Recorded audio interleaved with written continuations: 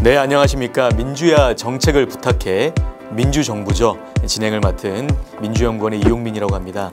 저희가 지방선거다 전당대회다 여러 가지 일들이 있어서 그동안 더 찾아뵀어야 되는데 자주 찾아뵙지 못한 점 너무 죄송하게 생각합니다. 앞으로는 더 다양한 정책에 대한 주제를 가지고 민주연구원의 연구위원들이 이 자리에 와서 여러분께 정책을 설명하는 자리를 많이 갖도록 하겠습니다. 네, 오늘은 1948년 8월 15일 건국절 그리고 건국 70주년 주장의 5대 문제점이라는 주제를 가지고 민주연구원의 박혁 연구위원 모시고 얘기를 좀 나눠보겠습니다. 박사님 안녕하십니까? 안녕하십니까? 네, 안녕하세요. 얼마 전에 민주연구원에서 대한민국의 거대한 뿌리라는 내용을 가지고 동영상도 배포했었죠. 이 주제를 가지고 8월 15일 광복절 때가 올 때마다 조금씩 이슈가 되는 내용입니다. 거듭해서. 그래서 이 문제에 대해서 한번 짚고 넘어갈 필요가 있어서 민주연구원에서도 교육용으로 영상을 제작한 것이고 박사님께서도 이 주제를 가지고 이슈 브리핑을 내신 거죠. 그래서 오늘 이제 방송을 통해서도 한번 쭉 설명을 드릴 텐데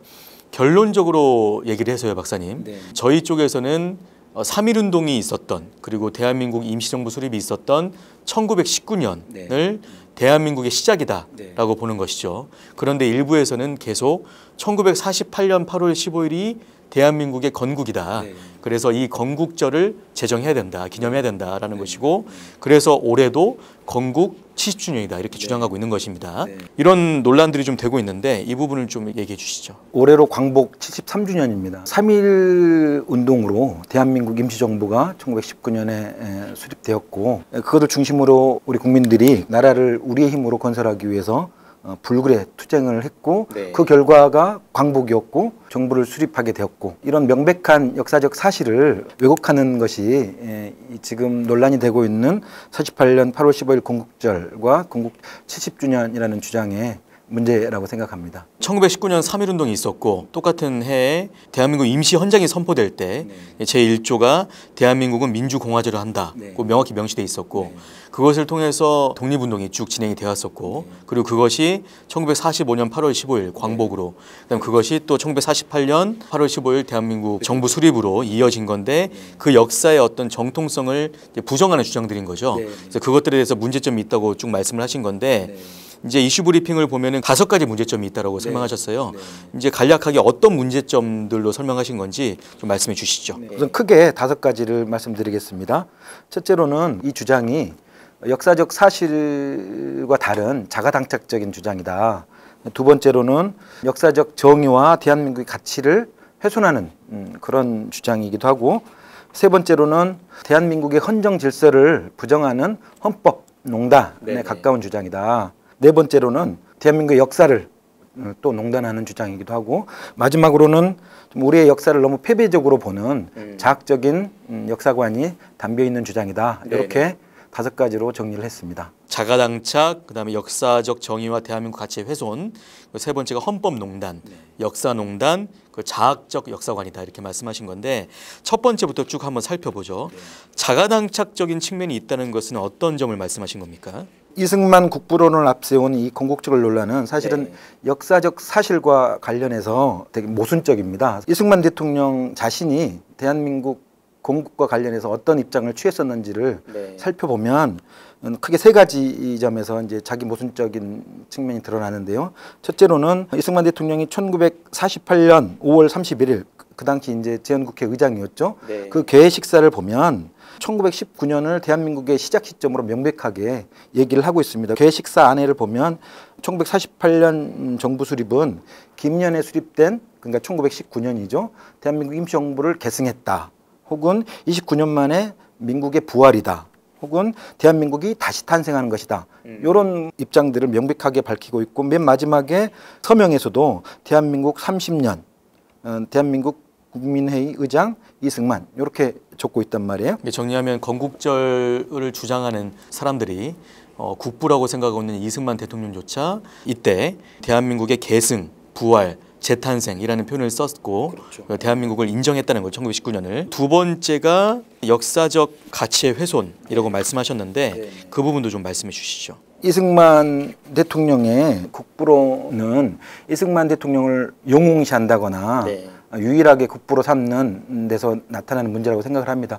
분명히 정부 수립과 관련해서 이승만 대통령의 공도 있을 것입니다. 하지만 그렇죠. 예, 예. 또 한편에서 이 과를 너무 무시하거나 내지는 그 과를 보지 않으려고 하는 태도가 있다. 크게 저는 두 가지라고 생각하는데 이승만 대통령은 1925년 임시정부 대통령으로 있었는데 1925년 3월 14일에 탄핵안이 발의돼서 18일에 면직이 된 네. 역사적 사실이 있습니다. 네. 이제 국정을 방해하고 국헌을 부인했다라는 이유로 탄핵안이 발의돼서 탄핵을 당했고 또 하나로는 1960년에 정치적 탄핵이라고 볼 수 있는 하야를 했지 않습니까? 뭐 친일파를 대거 등용했다거나 민족 정기를 훼손했다는 것, 그다음에 반공 이데올로기를 이용한 제주 4.3과 같은 그런 학살, 뭐 여러 가지 이유 때문에 사실은 1960년에 탄핵을 당한 건데요. 이런 역사적 사실에서 봤을 때 대한민국 국부로 이승만을 유일하게 지켜 세우는 것은 역사적 정의, 그다음에 대한민국의 가치 이런 것들을 좀 훼손하는 것 아닌가. 그래서 공과사를 균형 있게 본다면 대한민국 국부론을 주장하는 데는 일정 정도 한계가 있다, 문제가 있다 이렇게 생각을 합니다. 정리하면 이제 탄핵과 하야라는 역사적인 단죄를 받은 거지 않습니까? 네. 단죄를 받은 이승만 대통령을 유일한 국부로 삼으려고 하는 것이 이 건국절 주장론자들의 어떤 그 태도인데, 그래서 최근에도 자한당 측에서 이 건국의 아버지 이승만의 재조명이라는 토론을 열어가지고 지금 현재 김병준 비대위원장 같은 경우도 이승만 대통령에 대해서 자유민주주의가 대한민국 땅에 뿌리내리게 한 건국의 아버지라 이렇게 칭송도 하고, 그렇죠. 그런 것들이 이런 건국절 주장하고 연관이 있는 거죠. 네. 역사적 어떤 정치적인 한계가 분명한 이런 이승만 국부론을 좀 넘어서서 3.1운동으로부터 광복에 이르기까지 네. 대한민국이 건국을 가능케 했던 수많은 애국지사들의 어떤 피나는 노력들, 그분들의 명예들, 위상들을. 이런 것들을 재정립해서 대한민국의 정통성을 좀 새롭게 회복하는 차원에서 이승만 국부론을 좀 넘어서야 되지 않나, 네. 이런 생각이 듭니다. 세 번째 문제점으로 대한민국의 헌정 질서를 부정하는 헌법농단이다. 네. 이렇게 말씀하셨는데 좀 설명해 주시죠. 대한민국 헌법, 그러니까 재헌 헌법에서부터 지금 10호 헌법인데요. 현행 헌법에 이르기까지 대한민국 헌법 전문에서는 3.1운동과 그리고 대한민국 임시정부의 정통성, 그리고 지금의 대한민국이 그것들을 계승하고 있다는 것을 분명하게 하고 있는 마당에, 그렇죠. 예. 48년 8월 15일 건국절 주장과 건국 70년 주장은 다분하게 헌법 전문이 규정하고 있는 그 역사를 부정하는 것 아니냐. 간단하게 헌법 전문을 읽어보면 재헌헌법 같은 경우에 이렇게 나와 있습니다. 유구한 역사와 전통에 빛나는 우리들 대한민국은 기미 3.1운동으로 대한민국을 건립하여 세계에 선포한 위대한 독립정신을 계승하여 라고 해서 48년 7월 17일에 제정됐던 제정헌법, 헌법 제1호에는 대한민국을 건립했다. 기미 3.1운동으로 네. 이 내용이 명확히 나와 있는 거죠. 네, 네. 예, 예. 지금의 현행 헌법도 마찬가지의 그렇죠. 내용으로 예, 예, 이렇게 예. 되어 있습니다. 그래서 네. 헌법 전문에 나와 있는 이것을 우리의 대한민국의 정통성으로 삼는 것이 맞지 않는가, 이런 생각이 듭니다. 네 번째 문제점이 우리나라의 유구한 역사성을 부정하는 역사농단이다 이렇게 말씀하셨는데, 네, 네. 이 부분도 좀 말씀해 주시죠. 건국절 논란을 처음 제기할 때 어떤 주장이 있었냐면 다른 나라에는 다 있는 건국절이 우리나라에는 없다. 그래서 지금도 사실은 건국절을 주장하는 분들은 이런 주장을 핵심적인 어떤 주장의 근거로 삼고 있는데, 이것은 사실에도 맞지 않을 뿐더러 그다음에 우리 헌법이 정하고 있는 우리의 어떤 유구한 역사와 전통에 빛나는 대한민국이라는 이 역사를 사실은 부정하는 것이기도 하거든요. 첫째로 보면 오히려 건국절이라는 것을 가지고 있는 나라가 거의 없다. 이것이 사실에 더 가깝습니다. 특히 이제 미국 같은 경우를 예로 들면서 미국은 건국절이 있다, 우리는 없다, 이렇게 얘기를 하는데, 미국 같은 경우에도 국경일로 기념하고 있는 날은 독립기념일입니다. 네네. 그리고 독립기념일이 1776년 7월 4일인데요. 이때는 13개 지역 대표들이 모여서 독립선언서에 이렇게 서명을 한 날이고, 그리고 13년 뒤에 1789년 그때 이제 조지 워싱턴 대통령이 대통령으로 취임해서 정부가 수립한 날인데, 이 날을 기념하고 있는 건 아니거든요, 사실은. 그런 맥락에서 보면 우리나라만 건국절이 없고 다른 나라들은 다 있다. 특히 미국을 예로 들면서 얘기하는 것은 사실에 부합하지 않다. 또 하나로는 우리나라가 국가 건립과 관련해서 기념을 하고 있는 게 있습니다. 개천절이 있죠, 그렇죠. 개천절. 예, 예. 그래서 유구한 역사를 가지고 있는 나라에서 오히려 그 역사를 빼버릴 필요가 없다. 그래서 만약에 어떤 건국과 관련해서 기념을 한다면 오히려 법으로 정해서 하고 있는 개천절을 국경일로 정해서 기념하는 것이 타당하지 않는가, 네. 이런 생각이 듭니다. 이미 그렇게 하고 있는데 굳이 건국절을 또 추가로 제정해서 그것을 기념하고자 하는 것은 어떤 의도가 있다고 볼 수도 있겠네요. 네. 다섯 번째는 독립운동과 광복을 폄훼하는 자학적 역사관이다라고 말씀을 하셨는데 이 부분도 좀 마지막으로 좀 말씀해 주시죠. 48년 8월 15일 건국절 주장은 문제가 되는 게 대한민국 임시정부가 무력했고 광복은 이제 우리 손에 의해서 주어진 것이 아니다. 이런 어떤 역사적인 입장을 깔고 있는 것이거든요. 객관적인 사실만 보더라도 그것은 옳지 않은 생각이라고 그렇죠. 예. 주장이라고 생각을 합니다. 간단하게 하나만 보자면 이제 카이로 선언을 예로 들 수 있겠는데요. 카이로 선언은 뭐냐면 한국 독립을 위해서 서구 열강들이 어떤 한국을 독립시키자라는 어떤 결정적인 결의가 담겨 있는 문서인데요.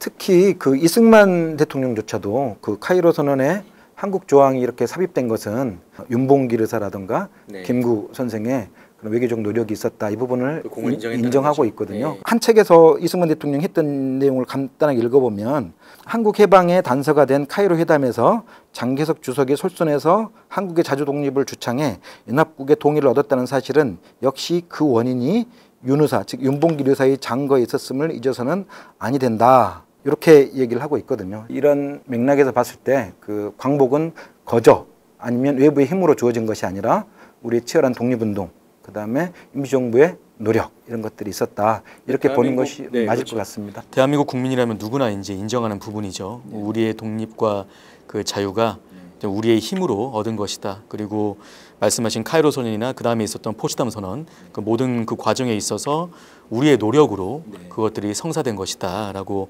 모두가 알고 있는 내용인데 그 부분들에 대해서도 이제 부정하는 이 건국적 논란이 그런 부분이 있는 거죠. 그래서 문재인 대통령께서도 지난 3.1절 기념사 때 정말 우리나라의 독립이 있기까지 선조들의 치열한 정말 죽음을 불사한 노력이 있었고 광복이 결코 밖에서 주어진 것이 아니다.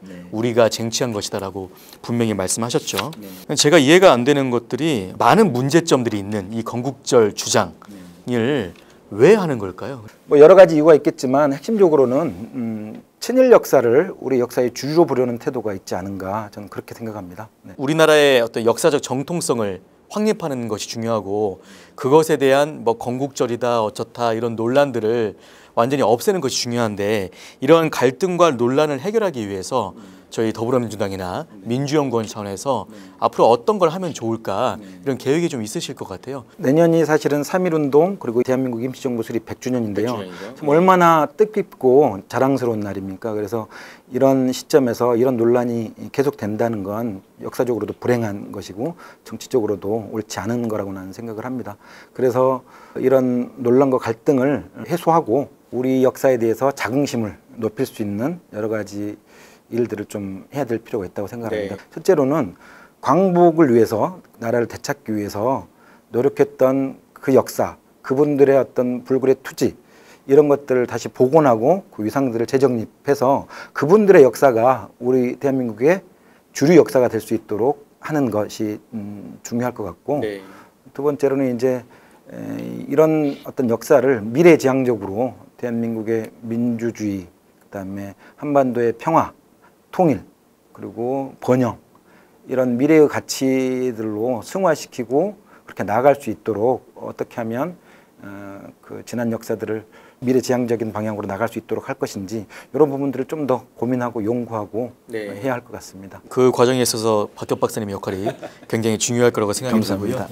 대한민국의 역사적 가치를 바로 세우고 그 정통성을 확립하는 것은 굉장히 중요하다는 생각이 듭니다. 한반도 평화체제로 가는 과정에 있어서 우리가 우리의 역사를 제대로 알고 확실히 정리하는 것이 중요하다는 생각이 들고 그 과정에서 저희 민주연구원의 역할도 굉장히 있을 거라고 생각이 됩니다. 그래서 그런 부분에 있어서 더욱더 중요한 역할들을 해주시기를 부탁을 드리고요. 이 1948년 8월 15일 건국절, 건국 70주년 주장에 대한 문제점에 대해 살펴봤는데 이런 논란이 없어야 되겠다는 것이 이 주제의 결론인 것 같습니다. 이 부분에 대해서 친절하게 설명해 주신 박격 박사님 감사하다는 말씀 드리고요. 수고하셨습니다. 저희 민주정부 앞으로 더 다양한 주제를 가지고 정책을 쉽고 여러분들 이야기 쉽게 설명하는 그런 자리를 많이 갖도록 하겠습니다. 이제까지 시청해 주신 여러분 대단히 감사합니다.